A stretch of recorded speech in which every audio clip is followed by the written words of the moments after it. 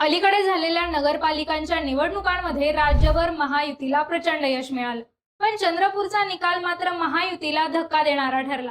चंद्रपुरातल्या 11 पैकी 8 जागा काँग्रेसने जिंकल्या, 1 जागा अपक्षाने जिंकली, तर भाजप आणि शिंदेच्या शिवसेनेला मात्र केवळ एकेका जागेवर समाधान मानावं लागलं होतं. त्यामुळं महापालिकेच्या निवडणुकीत चंद्रपूरचा कौल कोणाकडे राहील याकडे सगळ्यांचं लक्ष आहे. नेमकी काय आहे परिस्थिती चंद्रपुरात पाहूयात. महाविकास आघाडीच्या बाबतीत बोलायचं झाल्यास काँग्रेसने वंचित, शिवसेना, ठाकरे गट किंवा राष्ट्रवादी शरद पवार गट कोणाशीच आघाडी ठेवली नाही. महापालिकेच्या 66 पैकी 63 जागांवर काँग्रेसनं उमेदवार दिले. केवळ 3 जागा जनविकास सेनेला देण्यात आल्या.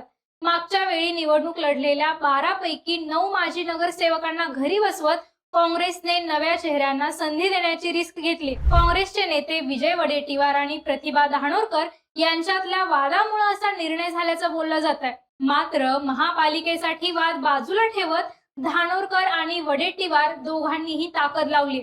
अजून एकत्र प्रचारात दिसले नसल्यामुळं सगळं अलबेल आहे का असा प्रश्नही उपस्थित होतोय. तसंच डावलले गेलेले 9 जण अपक्ष म्हणून मैदानात आहेत. त्याचाही फटका काँग्रेसला बसण्याची शक्यता आहे. पण भाजपच्या अंतर्गत वादामुळे चंद्रपूर महापालिकेत पुन्हा काँग्रेसचाच फायदा होऊ शकतोय.